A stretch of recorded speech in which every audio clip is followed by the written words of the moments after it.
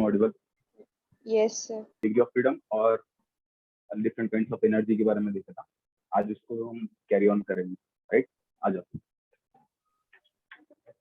Last lecture में हमने देखा था mono atomic gas, it is associated with 3 degree of freedom, right? Similarly, diatomic gas, it is associated with 5,7 degree of freedom. Polyatomic gas, it is associated with 6 plus 2s degree of freedom, है ना? By law of equipartition of energy, हमको पता है जितने degree of freedom रहेंगे, जितने degree of freedom रहेंगे, हर degree of freedom में हाफ केबीटी इतने बराबर की एनर्जी जाएगी, है ना? तो मोनो एटॉमिक में टोटल डिग्री ऑफ फ्रीडम रहता है 3, तो यहाँ पर टोटल एनर्जी हो जाएगी 3/2 केबीटी। डायटोमिक, इसमें टोटल एनर्जी हो जाएंगी 5/2 KBT. It is for rigid. 7/2 KBT, it is for non rigid, है ना? यहाँ पे 5 है, यहाँ पे 7 है, 2 का डिफरेंस है। 2 का डिफरेंस क्यों आया? क्योंकि नॉन रिजिड अगर हम लोग कंसिडर करते हैं तो उसमें 2 degree of freedom because of vibration consider किया जाता है। पोलीएटॉमिक गैस अगर मैं देखता हूँ तो इसकी डिग्री ऑफ फ्रीडम हो जाएंगी 6 + 2f/2 केबीटी। इन शॉर्ट अगर मैं कहना चाहता हूँ, इन शॉर्ट, तो f मतलब degree of freedom divided by 2 × KBT, ये हम एक जनरल फॉर्मूला लिख सकते हैं। हमको बस क्या करना है, हमको सिर्फ डिग्री ऑफ फ्रीडम फाइंड करना है, उसका कितना डिग्री ऑफ फ्रीडम है उसको हाफ केबीटी से मल्टीप्लाई कर देना है। टोटल एनर्जी का जनरल फॉर्मूला। अब आपके सिलेबस में डायटोमिक गैस इसकी एनर्जी, डायटोमिक गैस की एनर्जी फाइंड करने बोला है। हम लोग क्या करेंगे? भाजीपाला लागते का म्हणते। माइक बंद करो, किसका माइक चालू है? हम लोग क्या करेंगे? डायटोमिक गैस की एनर्जी फाइंड करेंगे, अच्छे से लिखेंगे थ्योरी क्वेश्चन के हिसाब से, है ना? थ्योरी क्वेश्चन के हिसाब से डायटोमिक गैस की एनर्जी फाइंड करेंगे। फाइनल रिजल्ट हमको ये मिलने वाला है 5/2 केबीटी एंड 7/2 केबीटी, राइट? तो इसको लिख लो, हम लोग आगे प्रोसीड करते हैं। लिखने के बाद हो गया करके बताओ।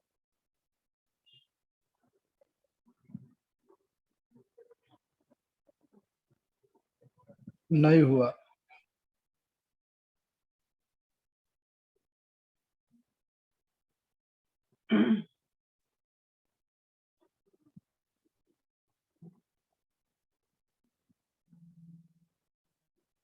हो गया सर।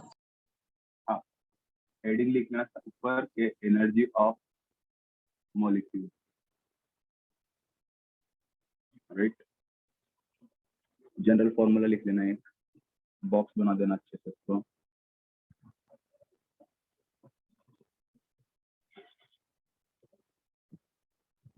अच्छा, आगे हम लोग देखेंगे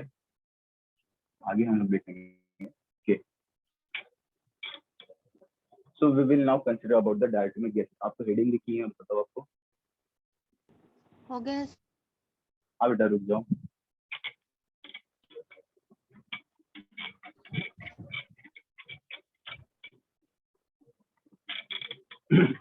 हेडिंग लिखनी है आपको। हेडिंग है for a diatomic model, for a diatomic model, या फिर for a diatomic atom, describe the energy, describe the energy associated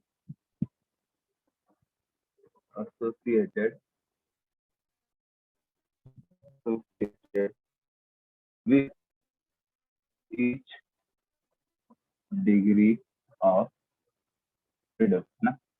क्या बोला है? For diatomic atom describe the energy associated with each degree of freedom. कैसे करेंगे देखो, sir दिख रहा बहुत है, सिंपल है। हाँ बेटा, ब्लर रहा है? दिख रहा है। रुक जाओ। अब बेटा, ब्लर ही दिख रहा है सर। अगर मैं थोड़ा बड़ा बनाऊं तो आपको दिखेगा अच्छे से?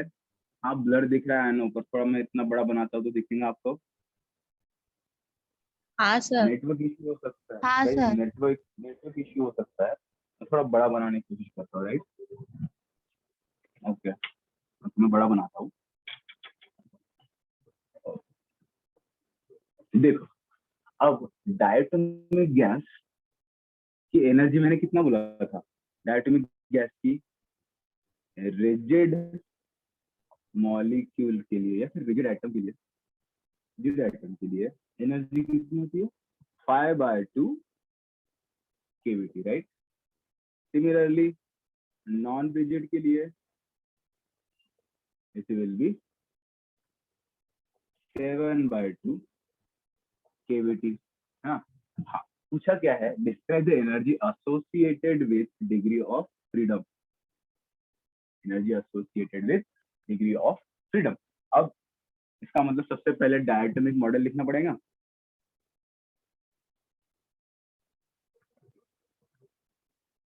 डायटोमिक एटम लिखना पड़ेगा और उसकी डिग्री ऑफ फ्रीडम के अनुसार ब्लर हो रहा है सर। डिग्री ऑफ फ्रीडम, अरे हाँ क्या,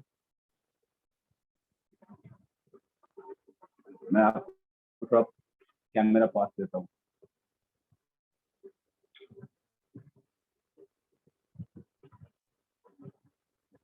late me check the net.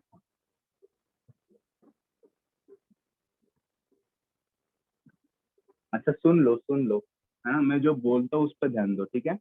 ज्यादा ये नहीं है इतना डेरिवेशन इतना हार्ड नहीं है। देखो, डायटोमिक अगर एटम में कंसिडर करता हूँ, उसके अंदर डिग्री ऑफ फ्रीडम कितना होता है? 5 हम लोग डिफाइन करेंगे। देखो, डायटोमिक एटम सबसे पहले अगर मैं बनाता हूँ, इस तरह से होता है डायटोमिक एटम, राइट?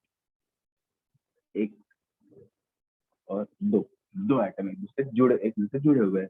अगर मैं ट्रांसलेशनल मोशन कंसिडर करता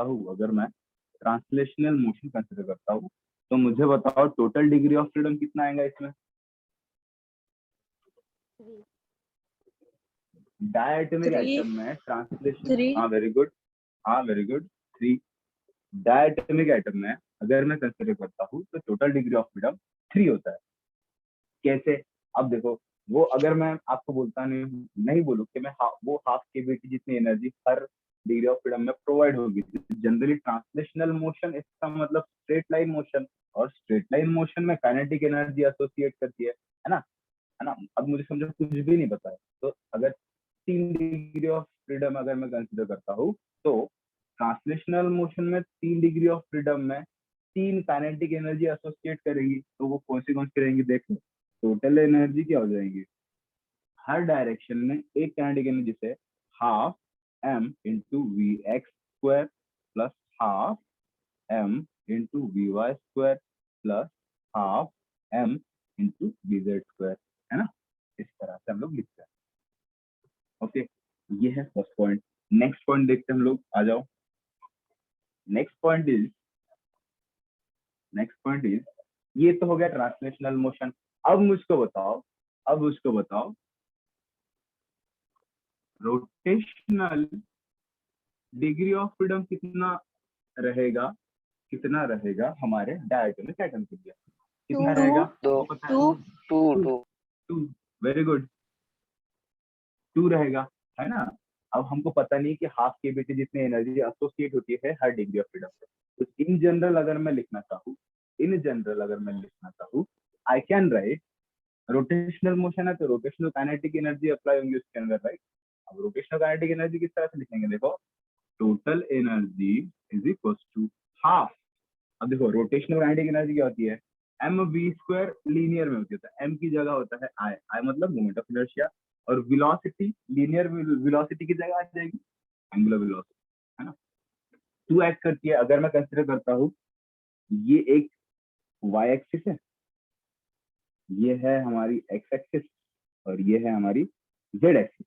तो I can say x axis में जो है ना, वहां पर रोटेशनल डिग्री ऑफ फ्रीडम 0 रहेगी। तो मैं लिख सकता हूँ हाफ, मैं पहले कंप्लीटली लिख लेता हूँ और जहां 0 रहेंगी उसको निग्लेक्ट कर दूंगा।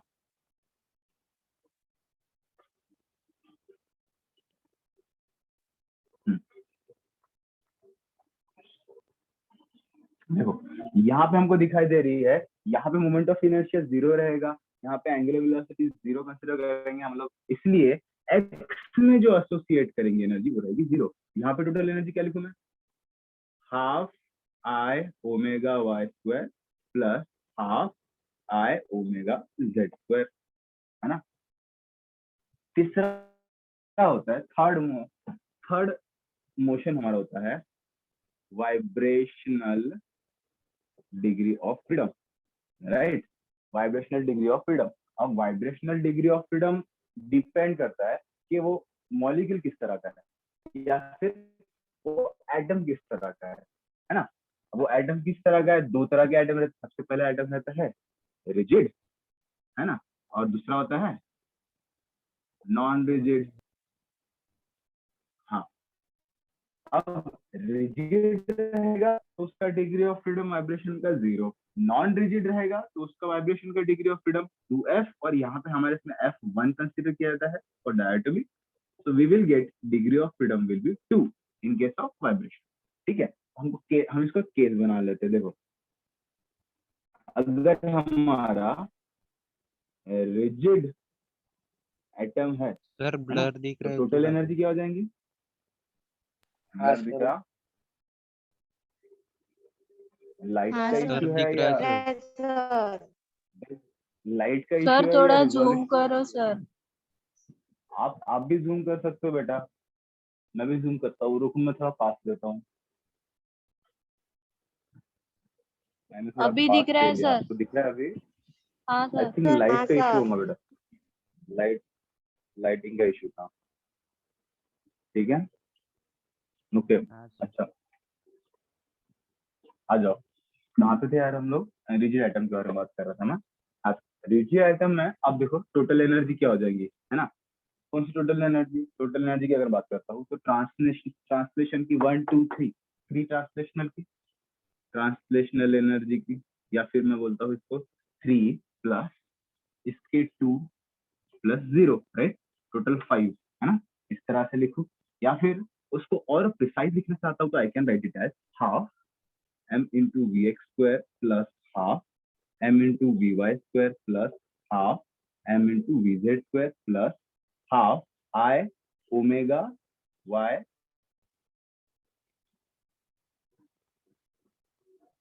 square plus half I omega z square, right, है ना।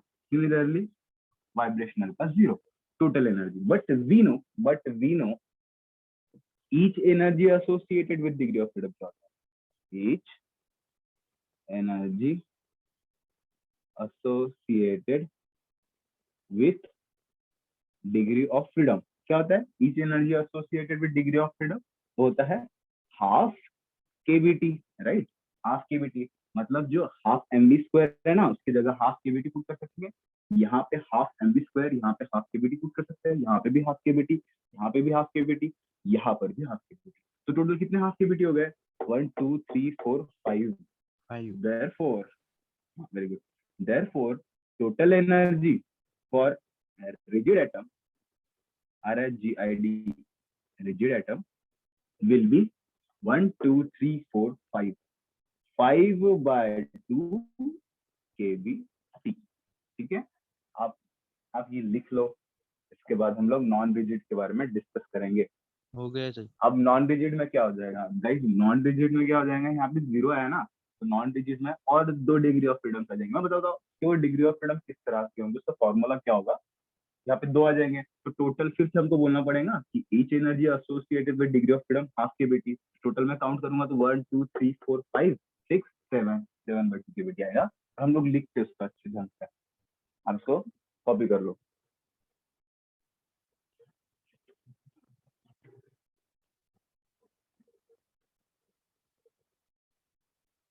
हो गया सर। हो गया नहीं, लेट्स टॉक सर। अबाउट। अरे हाँ ठीक है, लिख लो। आपका होने के बाद आप बोलो हो गया।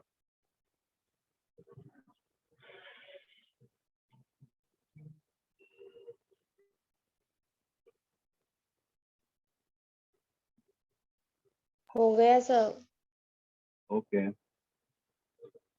बाकी के सबका हो गया। हाँ हाँ सर। सर। ठीक है, चलो हम लोग बात करेंगे अभी नॉन डिजिट के बारे में। हाँ देखो, नॉन डिजिट में 7/2 केवीटी आना चाहिए। कैसे आएगा? हम बात करेंगे टोटल एनर्जी। अगर मैं इसको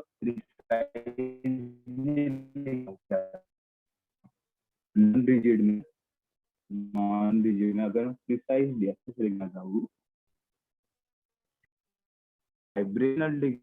vibrational degree of freedom will be 2। कौन सा रहेगा? एनर्जी एसोसिएट कौन सा रहेगा वो बताओ। देखो सबसे पहले रहेगा काइनेटिक एनर्जी, है ना। सिमिलरली एक एनर्जी, अब दो एनर्जी रहेगी ना, उसमें से एक एनर्जी कौन लेके जाएगा? काइनेटिक एनर्जी, इनके वाइब्रेशन लॉस करोगा। सेकेंड लेके जाएगा पोटेंशियल एनर्जी। जब मैं आपको वाइब्रेशन या फिर ऑसिलेशन सिखाऊंगा तो हम लोग वाइब्रेशन जब होता है तो काइनेटिक एनर्जी क्या होता है वो बताऊंगा मैं। यहाँ पे सिंपली में लिख देता हूँ, half m into v square. ये जो v होता है ना, ये v is equal to plus minus omega under root of a square minus x square होता है। आप ये नहीं लिखे तो भी चलेगा, फिर आप पूछेगा नहीं, है ना। ये हमको डिराइव करना है जब हम लोग ऑसिलेशन करेंगे, राइट। पोटेंशियल एनर्जी क्या होता है? फिर से ब्लर दिख रहा? हाँ सर, ब्लर दिख रहा हाँ है। सर। हाँ मैं पहले लिख लेता हूँ। ठीक है, मैं पहले लिख लेता हूँ, बाद में फिर इशू क्या हो रहा है वो देखेंगे। मैंने लिख लेता हूँ, आप सुनो मैं क्या बोल रहा हूँ, सुनो। देखो नॉन डिजिट जो होता है, आप सुनो अभी, अगर आपको ब्लर दिख रहा है तो सुन के समझो। नॉन डिजिट जो होता है उसमें दो एनर्जी आती है, राइट। क्यों? क्योंकि वहां पे 2 डिग्री ऑफ फ्रीडम होता है इन केस ऑफ वाइब्रेशन। ओके, कौन सी एनर्जी आएंगी उसमें? काइनेटिक एनर्जी आएंगी और सेकेंड आएंगी पोटेंशियल एनर्जी। काइनेटिक एनर्जी का नॉर्मल फॉर्मूला जो है ना, हाफ एम वी स्क्वायर, वो ही लिखा है मैंने यहाँ पर हाफ एम वी स्क्वायर लिखा है। और जो पोटेंशियल एनर्जी है ना, उसका फॉर्मूला जो होता है हाफ के इंटू एक्स स्क्वायर। आपके टेक्स्ट बुक में आर लिखा होगा, कोई बात नहीं, एक्स स्क्वायर भी लिख सकते हैं, है ना।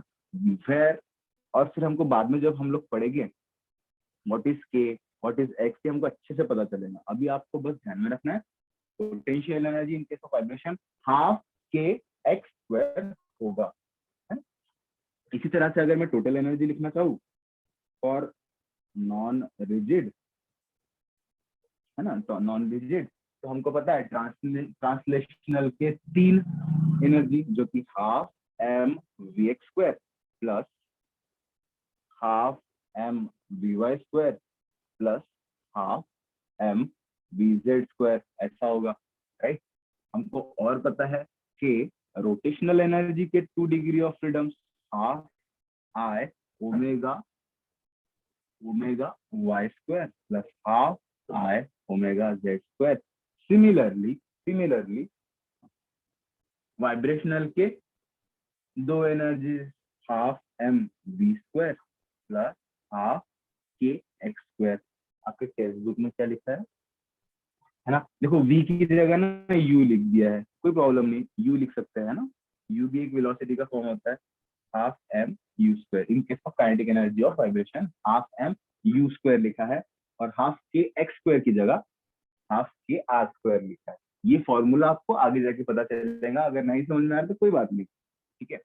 हमको सिर्फ बताना है कि एनर्जी टोटल कितनी है। देखो ये लिख दिया मैंने, टोटल एनर्जी कितनी है देखो,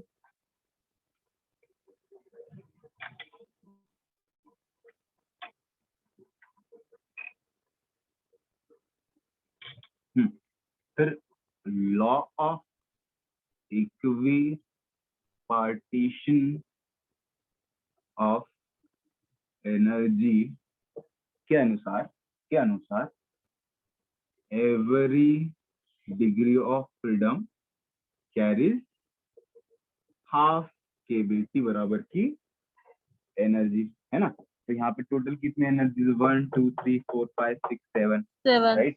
तो वी कैन राइट, हाँ, total energy will be 7/2 KBT. है ना। कितना सिंपल है, बस थोड़ा घुमा फिरा के लिखना है आप। मैंने थ्योरी के पॉइंट ऑफ व्यू से बता दिया। सिमिलरली आप लोग पता है मोनोएटॉमिक के बारे में भी लिख सकते हो, पॉली के बारे में भी लिख सकते हो, है ना। ठीक है, आप इसको कॉपी कर लो। क्या अभी भी ब्लर दिख रहा है आपको? हाँ हाँ सर, सर। ब्लरी दिख रहा है। हाँ सर ब्लर तो दिखाई मैं दे। थोड़ा स्क्रीन एडजस्ट करके देखता हूँ।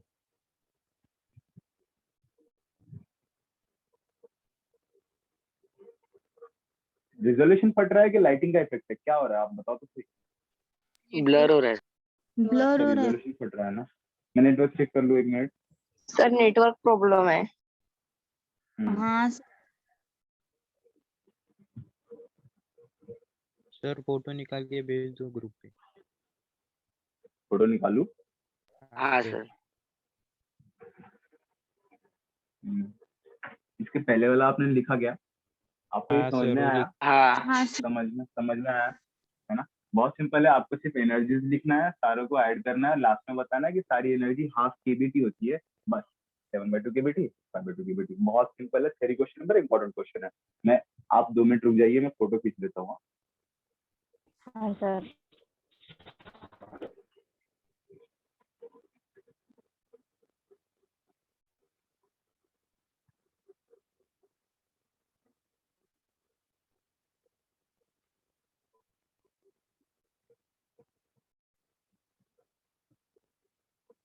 चल, अभी भी ब्लरी है क्या? हाँ सर। हाँ चलो जाने दो, नेक्स्ट टॉपिक बताता हूँ। सर आप ही भेज दो ना ग्रुप पे। बेटा फोटो ले लिया मैंने, मैं भेज देता हूँ, हाँ? ठीक है, नेक्स्ट हाँ टॉपिक सर। देखो। नेक्स्ट टॉपिक देखो।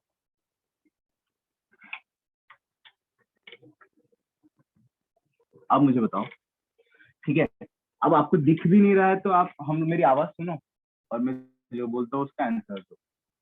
अब मैं अगर पूछता हूँ डिग्री ऑफ फ्रीडम किन फैक्टर पे डिपेंड करेगा? डिग्री ऑफ फ्रीडम कौन से फैक्टर पे डिपेंड करेगा, क्या आप बता पाओगे? जैसे देखो, डिग्री ऑफ फ्रीडम समझो 3 है, डिग्री ऑफ फ्रीडम 3 है, तो उसके लिए हमको जल्दी समझ में आता है कि वो मोनोएटॉमिक है, राइट, है ना। अगर मैं बोलता हूँ डिग्री ऑफ फ्रीडम 5 है, तो हमको जल्दी से समझ में आता है कि वो डायटोमिक है। 7 है तो हमको जल्दी से एकदम समझ में आ जाता है कि वो डायटोमिक है। 6+2s है तो हमको जल्दी समझ में आना चाहिए कि वो पॉलीएटॉमिक है। तो मैं क्या कह सकता हूँ कि जितने ज्यादा या फिर जैसे जैसे एटम्स डिफर करेंगे वैसे वैसे डिग्री ऑफ फ्रीडम डिफर करेंगे, है ना। है ना। हाँ हाँ हाँ हाँ, है ना।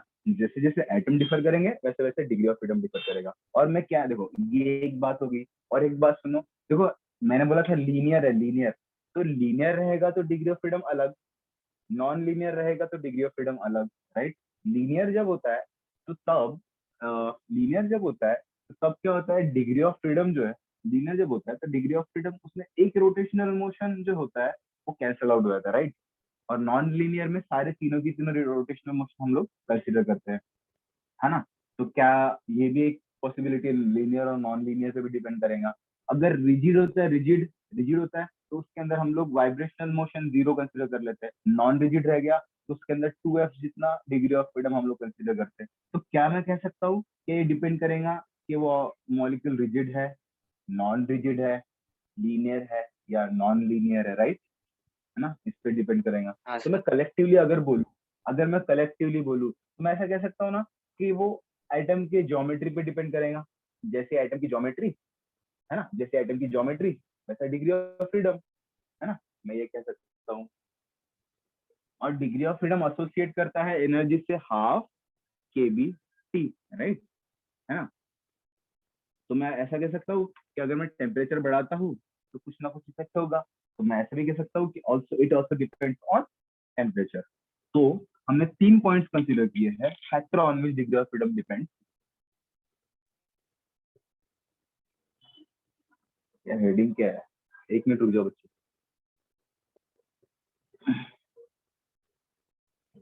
Factor on which degree of freedom depends, कौन से फैक्टर है? सबसे पहले नंबर ऑफ आइटम्स, उसको कहते हैं एटोमिसिटी, राइट, एटोमिसिटी। जैसे एटोमिसिटी में कौन से मॉलिक्यूल्स आते हैं, जैसे एटम आते हैं, हम लोग ऐसे बोल सकते हैं उसको कि यहाँ पे आ सकता है मोनो एटोमिक, डायटोमिक, ट्राइएटोमिक, राइट, और पॉलीएटोमिक, है ना। एटोमिसिटी पे डिपेंड करेगा। सेकेंड फैक्टर जिस पे डिपेंड करता है वो है ज्योमेट्री, ज्योमेट्री और structure of gas molecule, geometry और स्ट्रक्चर ऑफ गैस मॉलिक्यूल, है ना। कौन सी ज्योमेट्री, कौन से स्ट्रक्चर। ज्योमेट्री अगर मैं बात करूं तो ज्योमेट्री हो सकती है लीनियर, ये होगा नॉन लीनियर, ये होगा स्ट्रक्चर की अगर बात करूं तो रिजिड, नॉन रिजिड, है ना। और lastly it depends on temperature. लिख लो जल्दी से, लास्टली इट डिपेंड्स। अभी भी ब्लर दिख रहा है क्या? नहीं नहीं सर। दिख रहा है। नहीं अभी नहीं दिख रहा ना, तो उतनी जगह छोड़ दो, है ना। जो मैं आपको फोटो भेजूंगा वो लिखने के लिए जगह छोड़ दो और ये कॉपी कर लो जल्दी से।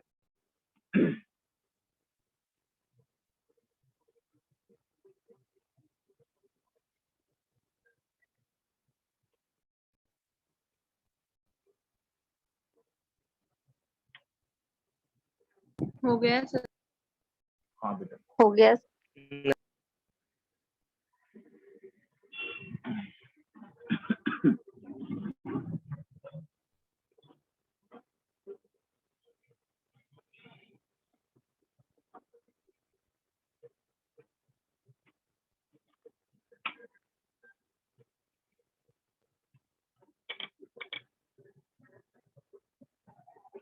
अभी तक तो हो जाना चाहिए आपका। हो गया सर। हाँ ठीक है, चलो अब हमको नेक्स्ट टॉपिक जो सीखना है वो है मेयर्स रिलेशन, है ना। लंबा टॉपिक है, लेकिन मेयर्स रिलेशन समझने से पहले कुछ फैक्टर हमको पता होना चाहिए। हम पढ़ने वाले हैं मेयर्स रिलेशन, ठीक है। मेयर्स ही है ना, हाँ मेयर्स ही है, मेयर्स रिलेशन, ठीक है। हम ये पढ़ने वाले हैं, लेकिन ये समझने के लिए सबसे पहले कुछ फैक्टर्स का हमको पता होना जरूरी है। हम लोग पहले पहले कुछ फैक्टर्स, कुछ नए नए फैक्टर आपको बताऊंगा मैं, वो समझो और फिर हम लोग मेयर्स पे जाएंगे। डायरेक्ट अगर मेयर्स पे लेके जाऊंगा तो आपको कुछ समझ में नहीं आने वाला, ठीक है। सबसे पहला फैक्टर है, सबसे पहला टर्म से एक ही टर्म है उसको अच्छे से डिफाइन करेंगे, वो है specific heat of gas, specific heat of gas, right.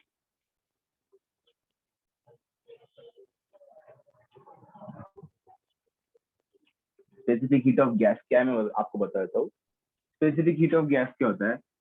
It is the amount of heat required to raise the temperature of unit mass by 1 degree Celsius और 1 केल्विन। अब मेरी बात सुनो, है ना। अगर कोई भी ऑब्जेक्ट है, कंसिडर करो ये ऑब्जेक्ट है, इस ऑब्जेक्ट को अगर मैं हीट कर रहा हूँ, ना, तो क्या होगा? इस ऑब्जेक्ट का टेम्परेचर बढ़ेगा, है ना। इस ऑब्जेक्ट का टेम्परेचर बढ़ेगा। इतनी अमाउंट ऑफ हीट मैं जिसके अंदर देता हूँ, उस हीट की वजह से इसके अंदर का टेम्परेचर 1 डिग्री से अगर राइज करेगा, कितना डिग्री से? 1 डिग्री से, सिर्फ 1 डिग्री, उससे राइज करेगा, तो उतनी अमाउंट ऑफ हीट को हम लोग क्या बोलते हैं? Specific heat. आया समझ में आ रहा है ना। इतनी अमाउंट ऑफ हीट जिससे इस यूनिट मास वाले ऑब्जेक्ट का 1 डिग्री सेल्सियस से टेम्परेचर बढ़ जाए, है ना। इस चीज की जरूरत क्यों पड़ी हमको? ये चीज डिफाइन करने, मतलब देखो क्या होता है, हर एक ऑब्जेक्ट का अपना खुद का अलग अलग स्पेसिफिक हीट होता है। फॉर एग्जाम्पल वुड, है ना, वुड और मेटल, है ना। तो मेटल में हम लोग टेम्परेचर बढ़ा रहे कुछ समय बाद 1 डिग्री सेल्सियस अचीव हो गया, तो मैंने कुछ अमाउंट ऑफ हीट दिया, फिर 1 डिग्री सेल्सियस एक्स्ट्रा उसमें ऐड हुआ, है ना। अगर 20 डिग्री सेल्सियस तो 21 डिग्री सेल्सियस हुआ, है ना। मेटल का अलग मुझको टेम्परेचर देना पड़ेगा। सिमिलरली वुड है, वुड के अंदर मुझको अलग टेम्परेचर देना पड़ेगा जिससे 1 डिग्री सेल्सियस उसका टेम्परेचर राइज हो जाए, है ना। इस तरह से तो हर ऑब्जेक्ट का अपना हीट गेन करने की कैपेसिटी अलग अलग होती है, इसलिए इसलिए हमको ये नया टॉपिक इंट्रोड्यूस करना पड़ा, स्पेसिफिक हीट ऑफ गैस, है ना। अब हम लोग क्या पढ़ रहे हैं, हम लोग पढ़ रहे हैं काइनेटिक थ्योरी ऑफ गैसेस। हमने किसके बारे में डिफाइन किया अभी फिलहाल, मास के बारे में। अभी हम लोग मोल के बारे में डिफाइन करेंगे इस सेम चीज को। पहले पहले इसका फॉर्मूला लिख लेते हैं। देखो जो हीट होता है ना, हीट उसको कैपिटल क्यू से डिनोट किया जाता है। अगर आपको पता नहीं है तो समझ लो, जो हीट होता है मोस्ट ऑफ द टाइम उसको कैपिटल क्यू से डिनोट किया जाएगा। कैपिटल क्यू हीट, एम एम एम मतलब वो जो मास है ना, वो मास वाला एम। सी है ना, सी मतलब स्पेसिफिक हीट, सी। डी टी मतलब चेंज इन टेम्परेचर। यहाँ पे चेंज इन टेम्परेचर यूनिट होना चाहिए। देखो डिफाइन कैसे किया गया, C is equal to Q upon M into D t, है ना। तो देखो अगर मैं M इज इक्वल टू 1 रखता हूँ, C is specific heat of gas, ठीक है। हाँ मेरी बात सुनो अभी, देखो मेरी बात सुनो अभी। M इज इक्वल टू अगर मैं 1 पुट करता हूँ और dt is equal to 1 put करता हूँ, तो मेरा generally C is equal to Q हो जाएगा, है ना। देखो मैं अगर देखो फिर यहाँ पे मैं कैसे बोलता हूँ, amount of heat required to raise the temperature of unit mass by 1 degree Celsius. तो अमाउंट ऑफ हीट क्या हो गया, C के बराबर हो गया, राइट। इस तरह से मैं इसको डिफाइन करता हूँ, ये मेरी स्पेसिफिक हीट हो गई। अच्छा इसको ना, इसको और एक नाम से बुलाया जाता है, उसको बोलते हैं प्रिंसिपल स्पेसिफिक हीट। सेम चीज को प्रिंसिपल स्पेसिफिक हीट। और हम लोग क्या बोलेंगे, सी को अभी एस बोलेंगे, लेट्स से सी को एस बोलेंगे, स्पेसिफिक हीट, राइट। अब सी को एस बोला तो मैं क्या हो जाएगा, ये वाला formula S is equal to Q upon M into D t, ठीक है। इसका स्क्रीनशॉट ले लो, आपको घर में लिखना है, मेरे को कॉन्सेप्ट बताना है अभी। इसका स्क्रीनशॉट ले लो, लिखते मत बैठो अभी, पर इसके लिए पेज हाँ सर, छोड़ना आपने, ठीक है। स्क्रीनशॉट ले लो अच्छे से, आगे की बात डिस्कस करता हूँ। देखो ये हो गया मेरा प्रिंसिपल स्पेसिफिक हीट। अच्छा यहाँ पे जगह है ना, ठीक है। अगर मैं बोलूं, अगर मैं बोलूं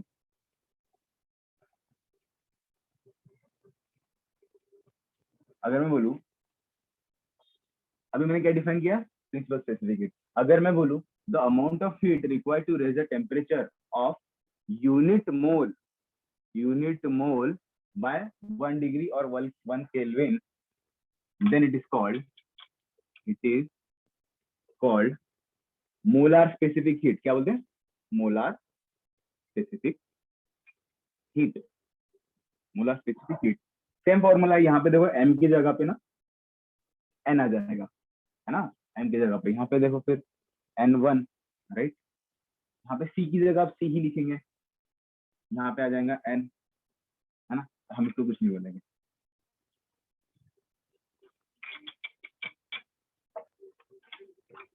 new formula will be molar specific heat, है ना। ये भी स्क्रीनशॉट ले लो, ये भी स्क्रीनशॉट ले लो, ठीक है। ले लिया, हाँ ले लिया। सर। हाँ हाँ। अब देखो मैं अगर आपको बोलूं what is the relationship between principal specific heat and molar specific heat, what is the relationship between principal specific heat and molar specific heat, तो हम लिखेंगे relationship between principal specific heat and molar specific heat. हमको पता है principal specific heat का formula, principal specific heat हमने इसको S से डिनोट किया, right, Q upon M into D T. और हमको पता है प्रिंसिपल हो गया, उसके बाद क्या है रे, मोलार हीट उसका फॉर्मूला है P is equal to Q upon N into dt, right. अगर मैं इसको इक्वेशन 1 बोलूं, इसको इक्वेशन 2 बोलूं, और let divide equation 2 by equation 1। अगर मैं दोनों को डिवाइड कर दूं, मैं ऐसे लिखूंगा C बाय S is equal to Q divided by M into dt, right. ये हो गया Q divide by N into dt। यहाँ देखो Q कट जाएगा, dt कट जाएगा, है ना। क्या बचेगा 1 upon M upon 1 upon N। Denominator का डिनोमिनेटर न्यूमरेटर N बन जाएगा, ऊपर आ जाएगा N, राइट। उल्टा लिख दिया, सॉरी। यहाँ पे M होना चाहिए ना, यहाँ पे N होना चाहिए, यहाँ पे M होना चाहिए, यहाँ पे N होना चाहिए, यहाँ पर M होना चाहिए। डिनोमिनेटर का डिनोमिनेटर न्यूमरेटर ऊपर M नीचे N, है ना। We know that since N is equal to mass upon molar mass, right. Molar mass तो M डिनोट करता हूँ, we can write M upon M, ठीक है। ऐसे लिख सकते हैं हम लोग इसको ऐसे लिखेंगे, ये कट गया, ये आ गया ऊपर M not.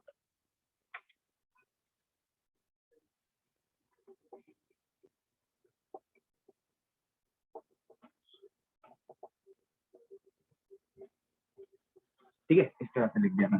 therefore we can say P is equals to S into, या फिर P is equals to M naught into S।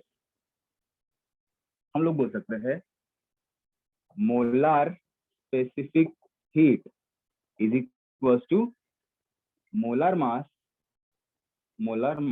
Into principal specific heat. आज के लिए इतना काफी है। कल हम लोग मेयर्स रिलेशन समझेंगे। मेयर्स रिलेशन समझने के लिए ये बात आपको पता होना चाहिए था, और वो आपके टेक्स्ट बुक में नहीं दिया, तो ये एक्स्ट्रा बताना पड़ा मुझको। बस स्क्रीनशॉट ले लो।